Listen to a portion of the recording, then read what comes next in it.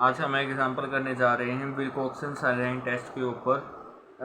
Question है, a teacher claims that the median time to do a particular type of a mathematics problem is at most 3 minutes. Teacher ने यहाँ पे claim किया है कि कोई भी हम मैथमेटिक्स प्रॉब्लम को सॉल्व कर रहे हैं किसी भी टाइप की, उसको करने में कम से कम 3 मिनट लगेंगे। पर बट हर स्टूडेंट्स बिलीव है, मतलब बच्चों का मानना है कि जो मीडियन टाइम लगेगा ना उस प्रॉब्लम को सॉल्व करने के लिए वो लगेगा 3 मिनट से ज़्यादा।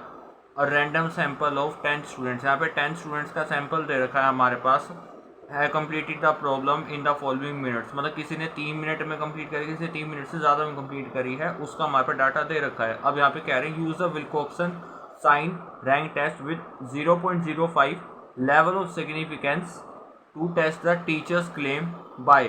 पहला मेथड है क्लासिकल मेथड। देखते हैं क्या है। स्टेप हमारे पास है कि हमें हाइपोथेसिस सेट करनी है। हाइपोथेसिस हमारे पास दो टाइप की होती है, एक नल हाइपोथेसिस होती है और एक हमारे पास अल्टरनेटिव हाइपोथेसिस होते हैं। नल हाइपोथेसिस में मतलब टीचर क्या क्लेम कर रहा है उस पर देखेंगे। टीचर क्लेम कर रहा है कि प्रॉब्लम को 3 मिनट या उससे कम लगेंगे सॉल्व करने में, कोई भी प्रॉब्लम हो तो एच नोट से डिनोट करेंगे नल हाइपोथेसिस को। ईटा लेस देन इक्वल टू कितने मिनट लगेंगे, 3 मिनट लगेंगे। ईटा नोट की जगह हम लेंगे 3।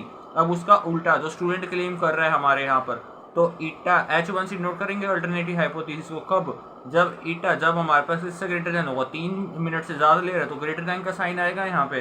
पर यहाँ पे हम टेस्ट को चेक करने के लिए पहले हम ईटा की वैल्यू 3 ले लेते हैं। अब यहाँ से जितने हमारे पास 10 सैंपल थे ना, अब उनमें से हम 3 को माइनस करेंगे सीक्वेंस वाइज। 2.5 में से 3 को माइनस करा तो माइनस का 0.5 माइनस 0.5। 2 में से 3 को माइनस करेंगे तो -1। 4 में से 3 को माइनस किया तो 1। 4.5 में से 3 को माइनस करें तो 1.5। 4 में से 3 को माइनस किया 1। 2.5 में से 3 को माइनस किया माइनस का 0.5। 4.5 में से 3 को माइनस किया 1.5। 3 में से 3 को माइनस करा 0। 3.5 में से 4 को माइनस की ना 3.5 में से 3 को माइनस किया तो 0.5। 5 में से 3 को माइनस किया, हमारे पास आ गया 2। ये वैल्यूज आ गई हमारे पास। विल्कोक्सन साइन रैंक टेस्ट कहता है पॉजिटिव वैल्यूज है और नेगेटिव वैल्यूज। अगर हमारे पास एक जीरो आएगा ना तो हम उस जीरो को हटा देंगे ऑब्जर्वेशन में से। कहने का क्या मतलब, गुना टोटल 10 स्टूडेंट्स थे, अगर हमने एक को हटा दिया तो 9 बचे ऑब्जर्वेशन हमारे पास, वही है। By discarding zero and arranging the remaining, तो एन कितना बचा, 9 बचा के हमने जीरो को हटा दिया। अब हम लगाएंगे इंक्रीजिंग ऑर्डर में से, नेगेटिव साइन से देखेंगे। -0.5 -0.5 0.5 -1 1 1 1.5 1.5 और 2, ये है हमारे पास। अब हम जैसे इनको सीक्वेंस में लगाएंगे, कहने का क्या मतलब है, 0.5 हमारे पास कितनी बार आया, 0.5 आया हमारे पास 3 बार। यहाँ पे खाली हम साइन को अभी फॉरगेट कर रहे हैं, भूल रहे हैं हम। जैसे यहाँ पे चेक करेंगे 0.5 3 बार आया, अब इसको हम नंबर के हिसाब से लेंगे, जैसे 1 2 3।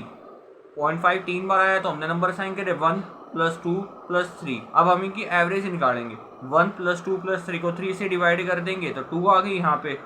अब अगला नंबर साइन करेंगे 4 5 6। 1 कितनी बार आया, 3 बार आया, तो 3 के बाद 4 5 6। अब 4 + 5 + 6, अब इसको हम किससे डिवाइड करेंगे, 3 से डिवाइड कर देंगे।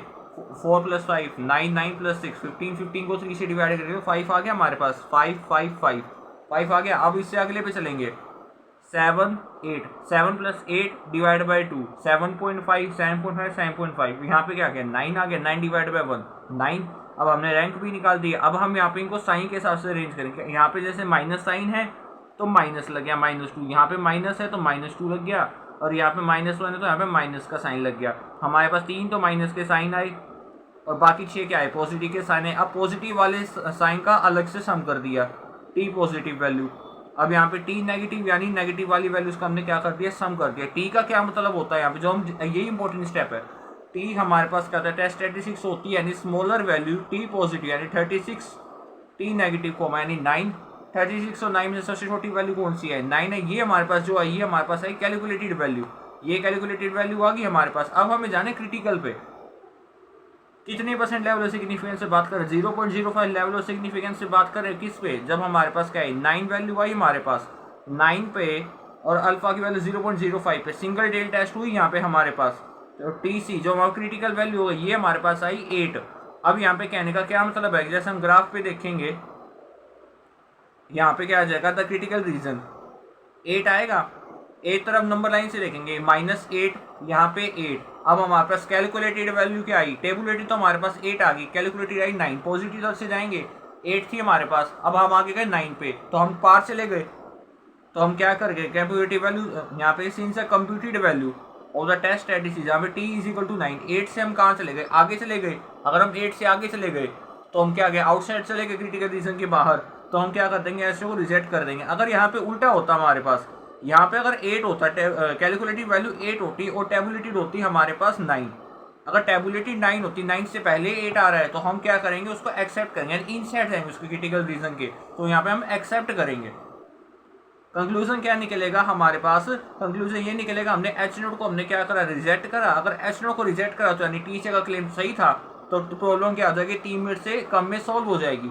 अगर यहाँ पे अगर एच नोट को एक्सेप्ट करते तो स्टूडेंट का क्लेम ट्रू होता है, यहाँ पे अल्टरनेटिव हाइपोथेसिस का रिजल्ट हमारे पास प्रूव होता। अब पी टेस्ट भी देख लेते हैं। पी टेस्ट का क्या मतलब होता है, यहाँ पे लिखा हुआ है स्टेप 6 में, P value P T less than T computed value of T, जैसे हम यहाँ पे स्टेप 5 में हमने निकाली थी 9, जब p यानी t किससे लेस देन होगा, 9 से लेस देन होगा। अब टेबुलेटेड वैल्यू में t किससे लेस देन था, 8 से लेस देन था, वो किसके इक्वल आ रहा था, अल्फा की इक्वल, की हमने एक्सेप्ट करा था 0.05 लेवल सिग्निफिकेंस पे। अब नेक्स्ट में यही चीज है, p वैल्यू p हमारे पास क्या है, t लेस देन 9, क्योंकि हमने जो अभी क्या निकाला, कैलकुलेटेड वैल्यू निकाली थी। अब इसके लिए 0.05 पे टेबुलेटेड वैल्यू, तो t से हमारे पास क्या था, 8 के इक्वल था, नहीं प्रोबेबिलिटी t किससे लेस देन था, 8 से लेस देन था, वो कितना है हमारे पास 0.05 लेवल सिग्निफिकेंस पे आया। तो अब इन दोनों को हम कंपेयर कर दें तो हमारे पास ग्रेटर देन के लिए आ गया हमारे पास p वैल्यू में p t लेस देन है 9 से, greater than calculated value tabulated value से क्या बन गई, बड़ी बन गई हमारे पास, तो 0.05 बना हमारे पास, यानी अल्फा के इक्वल बन गई ये चीज हमारे पास। यही क्वेश्चन था हमारे पास।